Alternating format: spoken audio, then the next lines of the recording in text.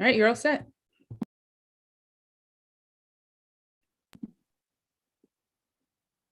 Okay. Hi guys. So we're going to give everyone just a few minutes to join on. It is right at 4 o'clock. So, oh, it's actually just a minute before 4 o'clock. So hang in there if you've already joined us. I will be starting the seminar in about 2 minutes.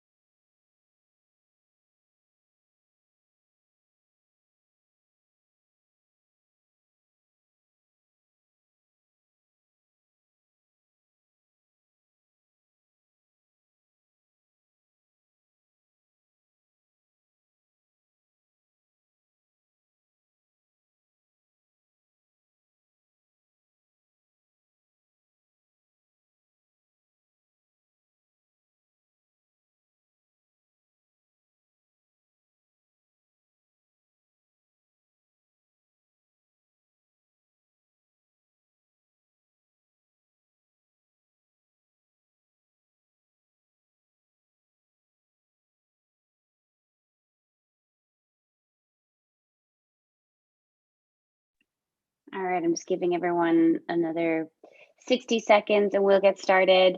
Hi guys, it's really nice to meet you. If I haven't already said hello, I'm excited to be here, and I thank Imagine This Women's Festival for having me today. I'm excited to be at the Girl Power Summit.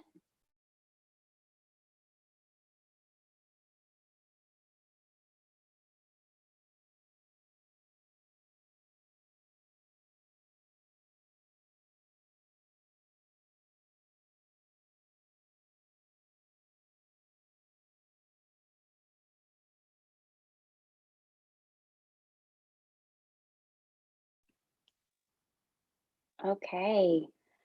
Hi, ladies. So, and gents and non-binary royalty. I am honored to be here today at the Girl Power Summit. I am really excited to be talking to you about casting virtually. And with that, let's get started. So a little bit about myself. My name is McKenna-Tirella. I'm the casting specialist here at Backstage. I'm also a casting director with about a decade of experience under my belt, and I've done everything from online new media, digital spots, to commercials, traditional commercials, film, TV, and a lot of theater all around the US and beyond. I serve as a member of the Women's Council of LEAP, which is an organization for Irish American and Irish women. I myself am from Northern Ireland originally. I've been here in the United States for 14 years, and I'm a proud member of the Ring of Keys, which is an advocacy group for queer women in theatre and in the arts. And I recommend you check them out if you don't know those guys. I am an alum of ADA New York, and I'm so excited to talk to you about all things film, TV, casting tech today. So I thought I would start with what we've been seeing casting wise, right? Because from both perspectives, if you are a creator or if you're an actor, it's interesting to see what the trends are and whether or not they'll be continuing on into 2021. So when lockdown happened, we saw a lot of casting calls for voiceover and reusing B-roll and reimagining and repackaging material that was already in the can, already existing. So voiceover and animation to make up those, to make up the packages, and then online readings and virtual workshops. That has gone strong regardless of region and regardless of kind of the lockdown status, because of course they can be virtual. And I think that we're going to keep on seeing virtual readings and online readings as we move forward. And I'm going to chat a little bit more about that, but my theories on that as we move along. Everything casting wise, from normal productions to completely remote shoots. And I think it's so fascinating to see this desire to consume theater and indie film experiences in a virtual space, which is really exciting, I imagine, for a lot of people that are here today, because we're not here because we're, you know, making multi-million-dollar shoots. We're probably on a budget. We might be starting our careers or looking to go to the next level. And I'm excited to see the innovations and the things that are coming out of this time with budget constraints and ability to be together constraints and all the remote things that are happening. If you are casting actors, I wanted you to know that we're seeing trends that actors are really available. They want to audition. They want to get that self-tape into you. But then when it comes to getting them onto set, they just really want to understand the safety protocols are going to be in place. And so that's where your job comes in, right? About making sure that you really have a plan in place and it's clear and written so that your actors feel secure and your crew feels secure on set. Actors are more available than usual. They're open to pitches for projects. I think that again, for an indie project, might be interesting to see if you can get that talent that maybe you didn't think was in your budget previously. This is one way of flipping the coin of what's been happening. Need to innovate, wear many hats, and remote audition is here to stay. Those are my theories. We can kind of chat about it a little bit more as we go. So kind of starting from the going clockwise round, you know, here's how I feel about what's happening and in general about the business. And if you're just starting out, I'm just going to impart some of my feelings about it. I'm this way. Learn all the rules of the business, make informed decisions about why you want to break them or follow those rules, and move on from there, right? Like, so you're here, you're you're listening to experts speak today. You're clearly networking and interested in moving your career forward. I don't think all the rules that have been in place pre-COVID and even now are necessarily things that you, as innovative, creative people of the tomorrow's cinema and beyond, have to stick with. And so I'm just giving you that freedom. And social media, TikTok musicals, you know, things have been coming out of this time that no one could ever have seen before. You're going to wear more hats and don't apologize about it. If you don't see yourself represented, make space for yourself, make the work. And that kind of feeds into the premium video on demand, the PVOD and VOD, and theater on demand, which means greater access, which I find to be the most exciting part of this entire weird lockdown time. Is we've said to ourselves, okay, maybe the theater experience was economically exclusive, right? It was not inclusive to all people. It was not inclusive to people that were maybe not ably bodied, not inclusive to people that didn't live in New York and could come in for theater. Like, I think that there's lots of questions to be asked about the conventional way in which we were working and whether or not we can take a step back and make some decisions as we move on. And technology and casting, making things quicker, easier, remote, hopefully budget friendly, right? So where does it all start? And you know, I think this is an important kind of foundation that we lay here. I'm sure that there are different experiences here in this space. So let's just kind of start about it. So the audition and the project starts way before we're in the casting space together, working and collaborating together. It's storyboards and overall vision of the project. And we don't have to talk about the rest of these particular things, but they all come into play when you're in the space. Breakdown creation, which I'm going to kind of go into in a moment. What is the log line of your project, the project description? What's your elevator pitch, right? How would you describe each character? And then of course, knowing your shoot dates and your location, etc. And then casting, what sides you need the actor to be looking at, when are you auditioning the talent, how are you auditioning them, etc. Getting all of that in place. And why I was kind of starting with those building blocks is because when we are in the casting space, when I'm as a casting director already working on a project, you have the creators, the directors, the producers already have a lot of what they feel is right for the character in place. And I don't have any of these conversations anymore. I don't have any casting webinars and conversations with new and emerging creators without having a conversation about unconscious bias. I think that is one of the key takeaways that I've had of last year. And I know we're moving a little bit away from how to cast virtually, and I promise you we'll get back on track. But I think it's an incredibly important conversation. And while we're talking about all of the other innovations in casting tech, I think it's also important to keep on moving conversations forward that are uncomfortable about the casting process. And so have inclusion conversations early. When you're casting a role that could truly be an actor of any race, ethnicity, disability, age, gender, or gender identity, make it clear in your casting notice, right? And then this next paragraph is actually from kind of equity and SAG-AFTRA. It's keeping the breakdown about the character and not the actor.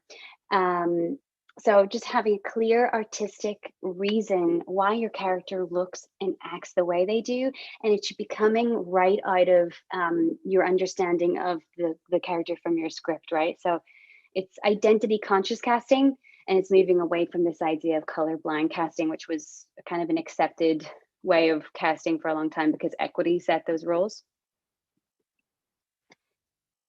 Beware of badly worded breakdowns and coded language. So I'm just going to go through a few of the examples that I've put here.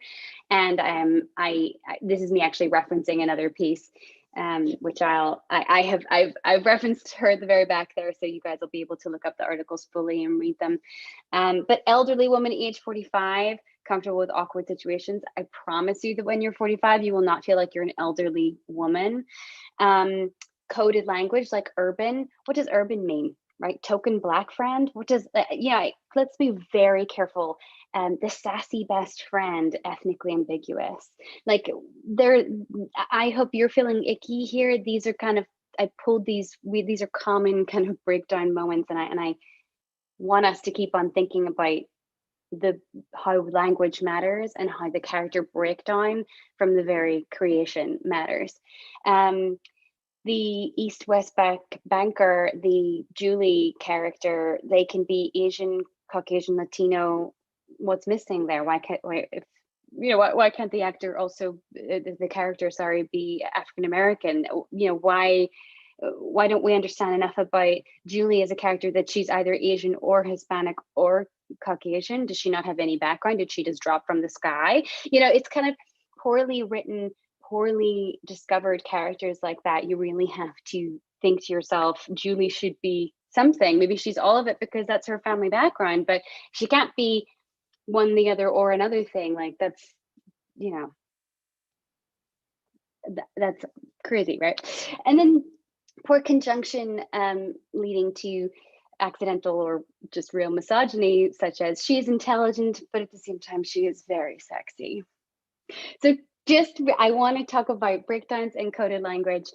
I just want us to keep on keeping that in the forefront. And the reason why it's important is this next stat that we're looking at, right? So this is the Hollywood Diversity Report from 2020.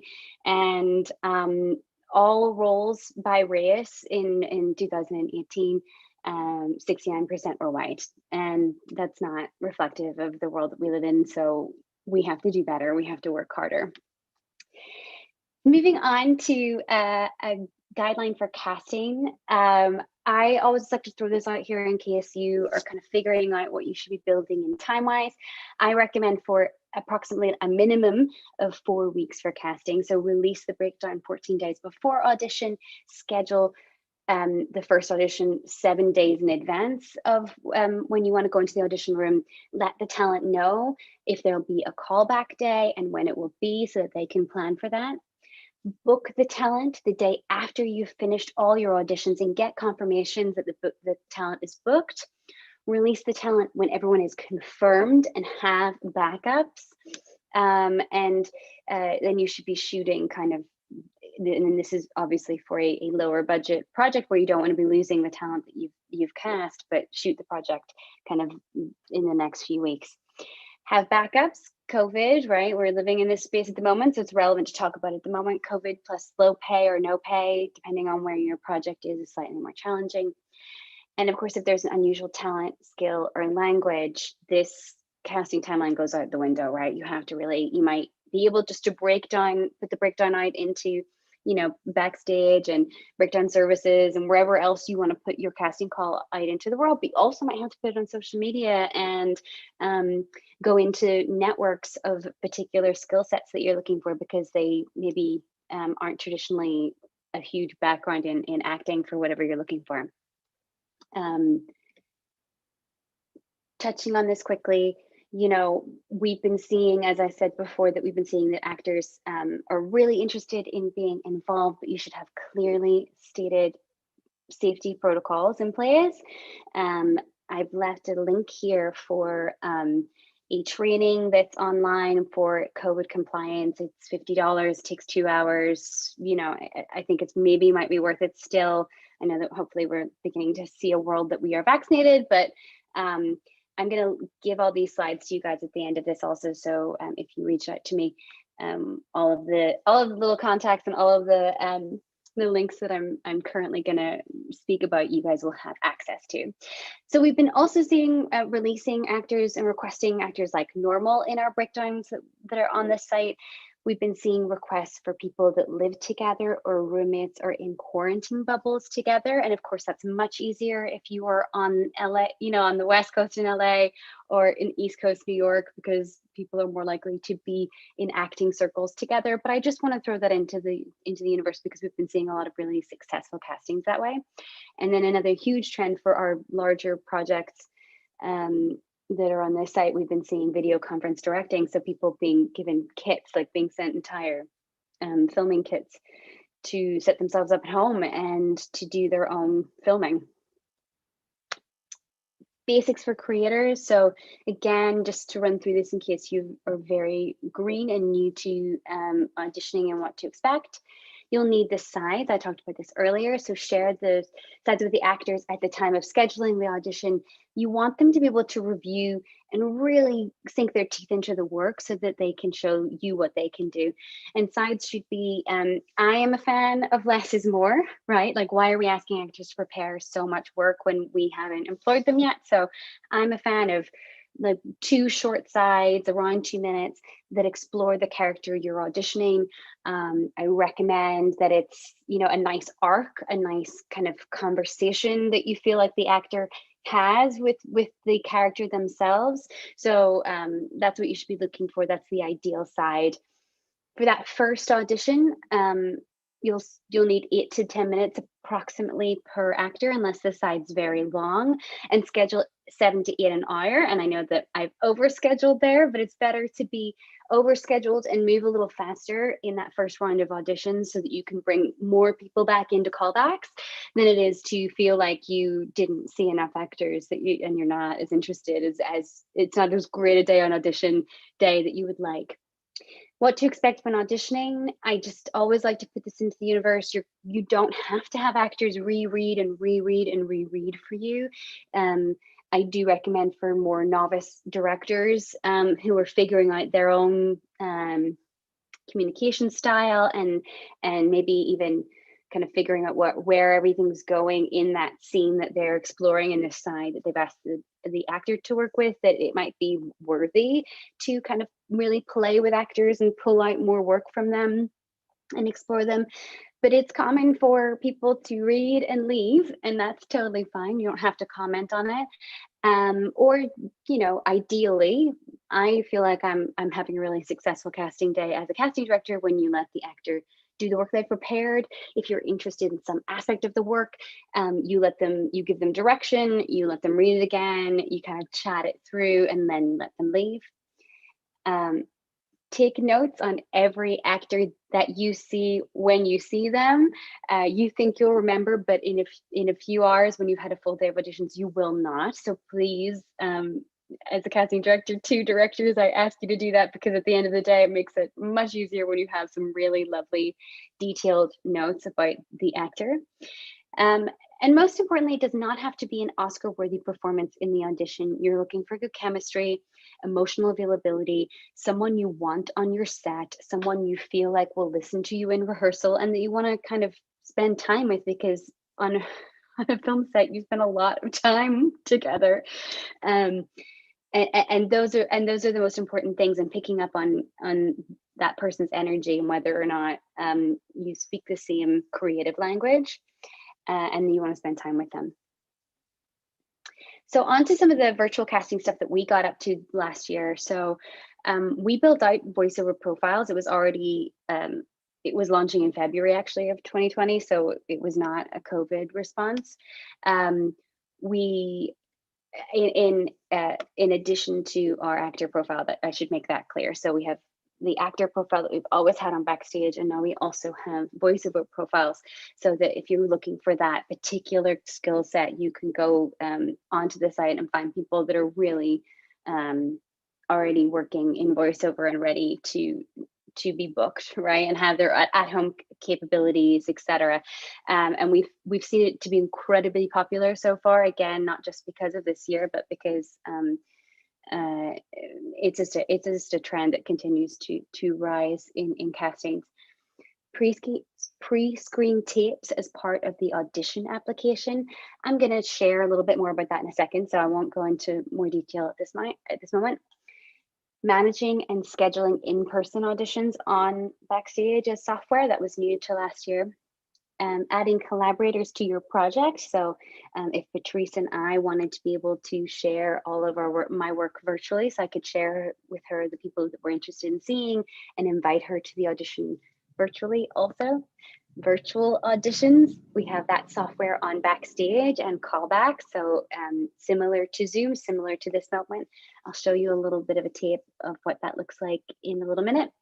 And editing the audition material that you receive on the site. And then you can receive assets, say it is voiceover or UGC, which has been another huge, like, testimonial style commercials have been a huge trend with us. If you wanted someone to make you a short video, you could get them to send that over, review it, check that it's right, ask for some corrections if you need it, eventually get the material that you need, and you can actually pay people right on the site. So I kind of talked about this a second ago. I am really excited about this feature. So it is adding pre-screens as part of the audition application process. So here you can see that I'm posting a job for a hosting person. So looking for hosts with great comic timing, ability to improv with guests. I need a headshot and a cover letter for this. I've given the skills that I'd like: hosting, presenting, and acting techniques of improvisation. And then I would press that little add a pre-screen when I am making the character description, when I'm putting the breakdown up. And I can request a video or an audio. I'll give them a message, let them know what I want to be prepared. I'll attach the script if I need it, if there's something that I want, something in particular I want them to record. And then I press send, and as part of the application process, the actors will be encouraged to make this material to put in with their headshot and resume. And I find this really exciting. I'm just going to talk about this fourth little point first, which is that we just added it a few months ago. So it's not required. You don't have to require it of the actors. The actors could apply to you without the headshot, with their headshot resume and without the video asset, and just want you to select them for self-tape or a virtual audition above and beyond that. But we encourage the actor to do so, because why I'm excited about it, why I think it's a really great asset, is that we want to be able, as casting directors and as creators, we want to be able to consider as many talented people as possible. And of course, what we've realized is that just because you don't have a resume doesn't mean that you're not talented, right? Maybe you just haven't had the opportunity yet. And so to to uncover that bias about educational bias, maybe you think that people, that with MFAs or BFAs are the only talented actors out there, and we know that's not true. Or there's so many kind of unconscious bias at play there about kind of what your resume says. But if you could get a video or an audio as part of the application process with the resume and the headshot, you're going to see more talented people that maybe will surprise you that they don't have that in their resume yet, but they're ready to take on your role. And this has been really well received so far across the board for different types of projects, and I'm excited to see it more incorporated into film projects as we move forward. So when you have a casting call with Backstage, this is your casting dashboard. It's part of the homepage, and you see the casting dashboard, and you go to your application manager of the project that you'd like to consider and make sure that that you want to look at your talent for. When you come to that screen, when it loads, the first thing you'll see is this filter talent. I'm just chatting about it for a second because I find that a lot of people just scroll right past it and don't really utilize it the way that it should be used, which is we are in an international database, right? We're in Australia, we're in the UK, we're of course all over the US and Canada. We're in South Africa, we're in South America. So we're really expanding. And so if you are truly a local project, or you were looking for a particular skill, you can go ahead and just make sure that that skill or that location or that gender or whatever you need, you can filter that before you even look at the talent that have applied to you. And so you don't have to kind of feel like you're looking through a lot of people that aren't right for your role. You can start filtering down your options so you see exactly what you need, literally at the click of a button. And you can also just make that screen go away, this filter talent, if you want to look through everybody, just with that little arrow. So I've selected some talent here. I've selected it with a little ticks at the left-hand side. And the next thing I want to do is have an action for that. So I'm going to request an audition. And just like I said earlier, now you have the pre-screen option, which is obviously when you put the job out with Backstage. But then once you've put the job onto the site, you can request a self-tape, you can create an in-person audition, or you can create a virtual audition, which is housed on Backstage.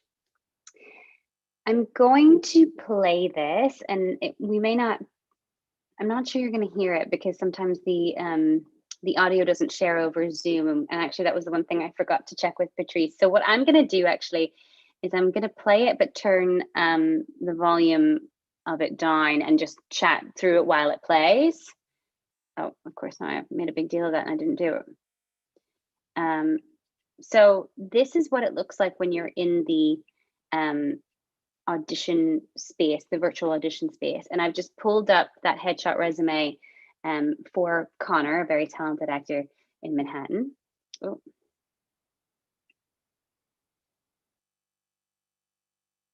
One moment.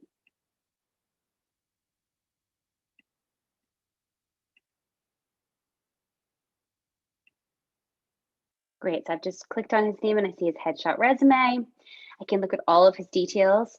I can see, who represents him, the additional reels that he has online.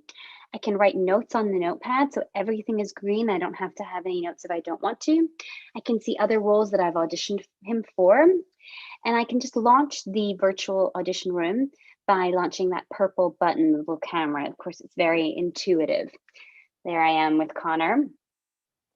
And you can see that he and I are chatting there. He's having his audition with me, and I ask him to, read his material for me.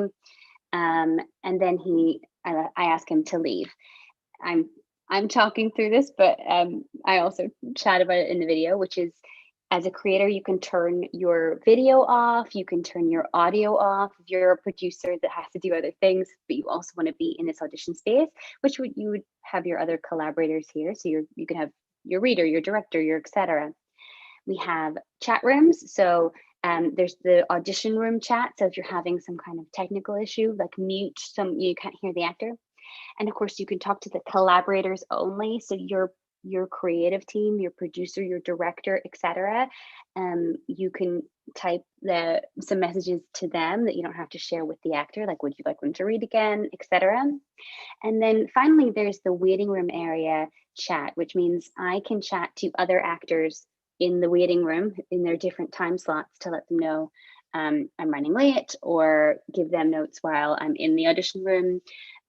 And also just to check if they are there, right? So I can see that Connor was in the room, etc. So that just gives you a little idea about the virtual audition space, so that you'd know what to expect when you went into the room. If anyone is interested in seeing the actual audio of that, or you'd like to do an actual demo with me, I'm happy to do that. I'm happy to arrange it. So I chatted about this earlier too, about virtually how the world's got smaller, and I'm kind of excited about all of these really cool features. So paying talent through Backstage.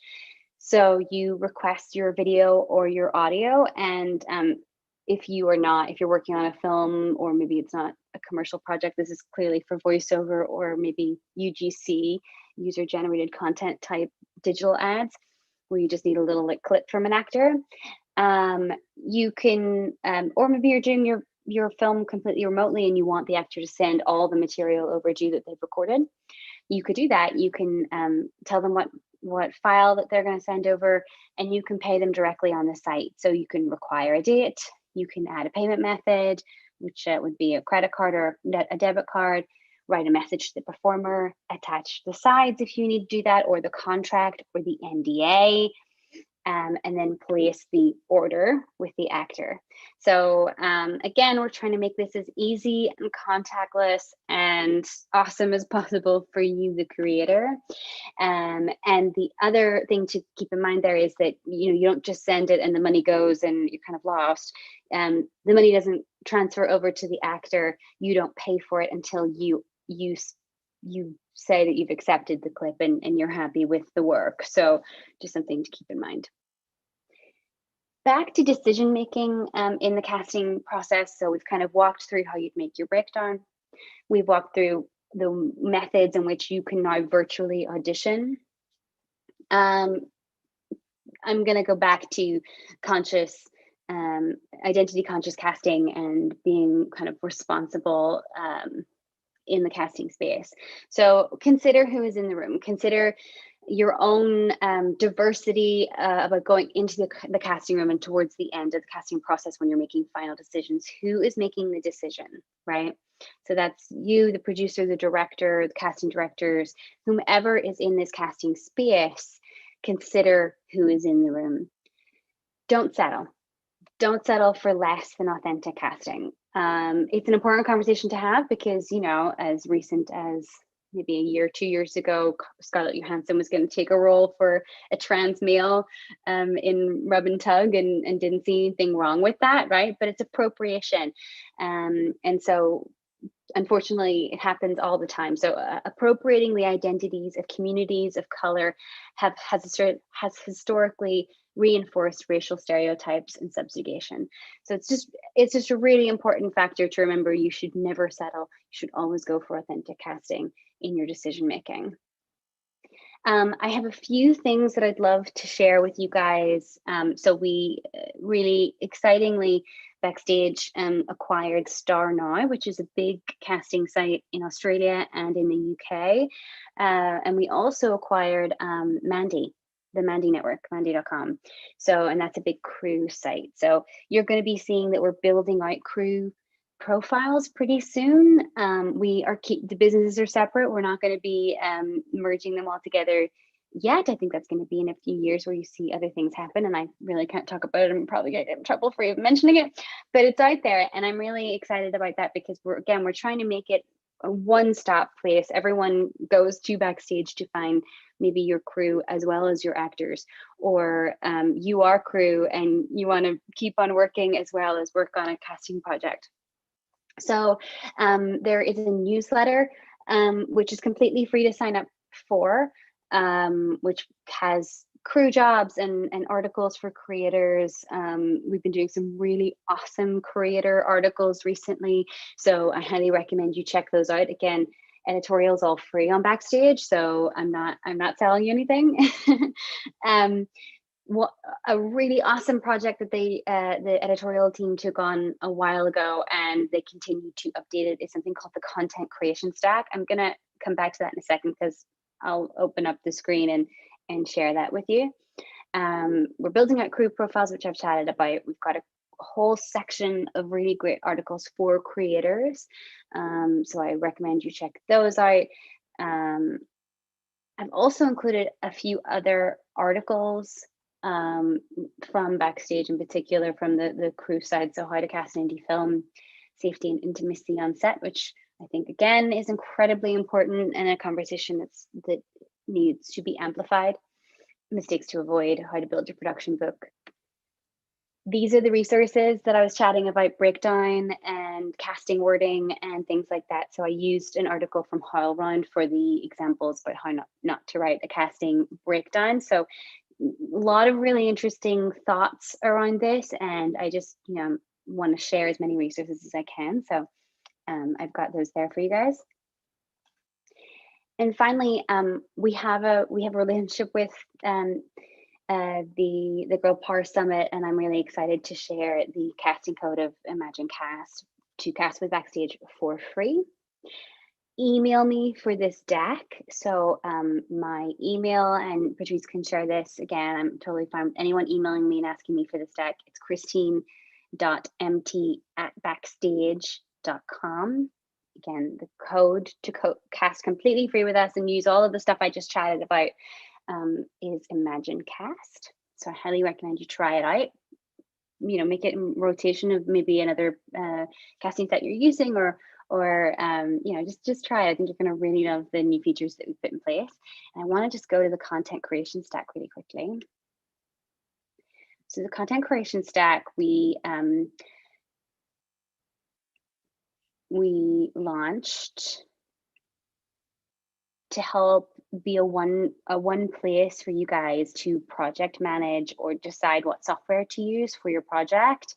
So we don't endorse any of these. These are really just kind of as exhaustive as possible for pre-production tools, production tools, post-production and distribution. So things to explore here. And when you go into the creation stack itself, when you click on these stuff, you can kind of, all of these icons are live, and you can kind of investigate, a pre-pro tool for budget, or for production for one-step content creation, or post-production for stock media, or store and review and archive, video editing, etc. So it's a really cool thing that I wanted to share with you guys. Again, totally free. It's just something we have on this site. We give back to the creators that way, to share as much knowledge as possible, which is the whole point, right? So that is there. I hope you guys can email me with any questions you have about how to cast with Backstage. But I'd also love some questions now if anyone has anything for us, Patrice.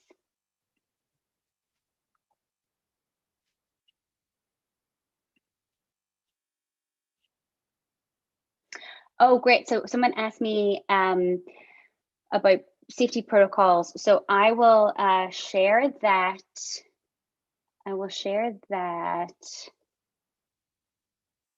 I'm just scrolling through to find the link, and I'll just put the link right here in the chat right now for people that are here. And again, please email me at christine.mt@backstage. There we go. This is the link to the health education services. Another question that was asked was, should you give feedback to the actors? Yeah, absolutely. So how I recommend you do that. I don't know exactly at what time you're thinking about giving this feedback. So in the audition room, if it's during the audition that you want to give feedback, I recommend you keep it current and about the role that they're in for at that moment. So you can give them notes on how you'd like them to read again. But I wouldn't, overall speak about whether or not they're having a successful audition or, if they're moving forward in the audition process, unless you are super stoked about them and you want them to know immediately that they have a callback. I think that the danger with that, though, is that then if you have a waiting room of actors, again, this is in a non-COVID time, but if you have a waiting room of actors and some people are coming out of the room saying they have the callback and others don't, it's kind of a very strange way to kind of have your day. So maybe not speak about it and let it be conversations afterwards.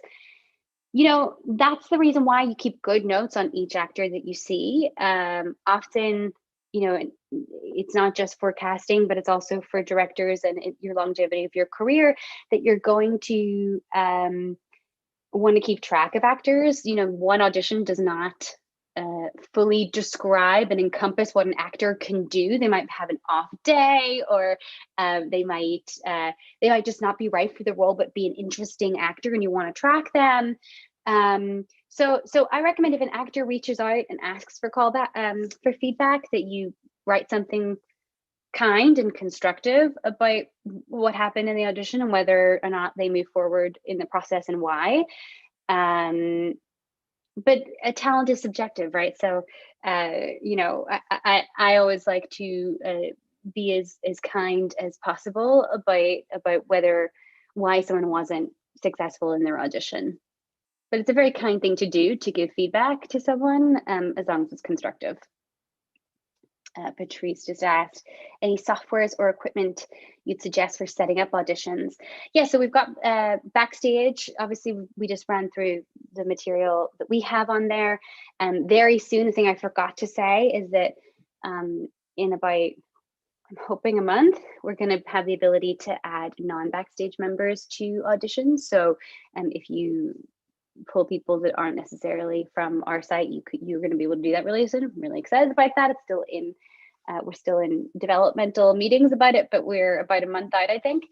So there's that. I recommend putting it on all sites to be safe. There's also Breakdown Services, which is Actors Access, and Breakdown Services is the agent and manager version of that. And then casting networks,